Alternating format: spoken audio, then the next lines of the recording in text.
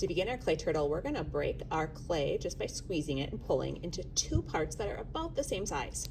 I'm gonna take one of those parts and I am going to roll it on my fabric at my spot with one of those rollers. My hands are on the outside of this. They're not going inside so I don't get hurt. This should be about the size of your hand. If you don't like the shape, you can trim off some of the extra clay and make the shape a little bit different. I like the rounded shape. I think it looks like a turtle shell. I'm just making it look the way I want. I'm gonna make sure this isn't stuck just by peeling it right off that fabric.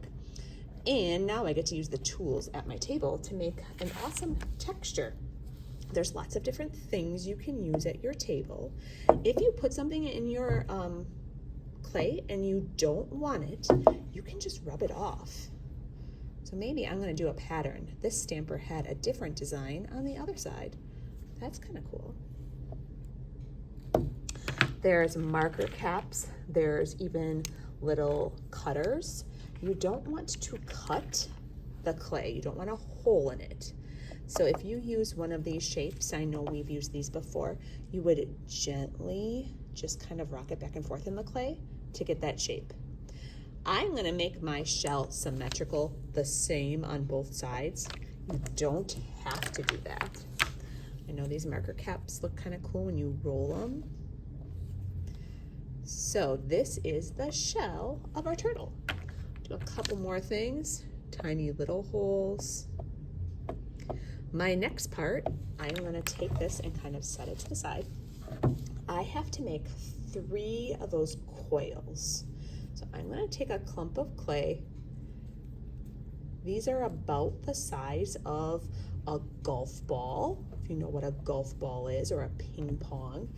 I am gonna start to roll them back and forth in my hands. And then for this project, if you wanna roll on the fabric at your spot, you can, or if you wanna roll right on the paper that's up on the side, you can.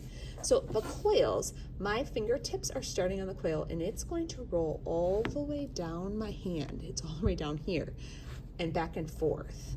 When I'm doing that, I'm also moving my hands out.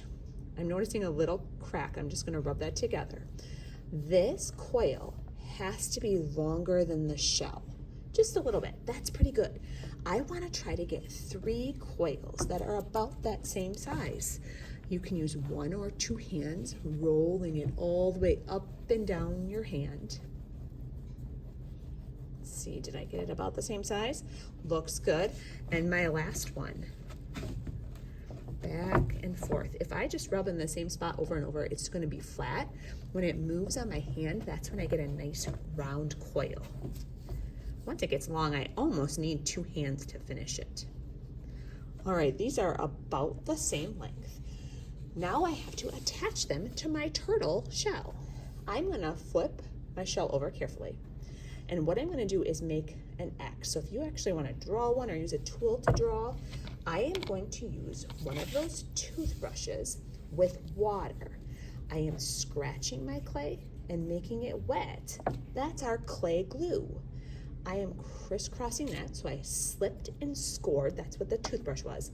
And now I have to push down on the shell and that coil to get them to stick. I'm gonna do the same thing on the other side. These are going to be the turtle legs poking out under the shell. They crisscross and make an X. I'm smearing them together, pushing them together so they are stuck. This last one is gonna lay right on top. That's gonna be the head and the tail of my turtle. So I am going to toothbrush right over those other coils, slipping and scoring with that toothbrush. And now I'm gonna push and smear those together. Awesome. I'm gonna gently flip my turtle over. And now I can kind of move these, pinch them, shape them. I'm noticing that this leg is longer. I could use a tool and trim a little bit to make my work nice and neat. If you want to use a tool and poke eyes in, or if you want to use some of your extra clay and add eyes, if I add something onto my turtle, I have to use that special toothbrush, water, because that is like my glue. And I have to push them on. Okay, I'm liking this. My last finishing step is to kind of curve this so that the shell looks rounded and not flat. So I'm curving my turtle, forming it, making it 3D. If you even want to use a tool and give your turtle some feet, toenails, if you want to add a texture on the tail, you could do that. When you're all done, find a teacher, and the teacher will help you write your name on your turtle and put it in a safe spot to dry.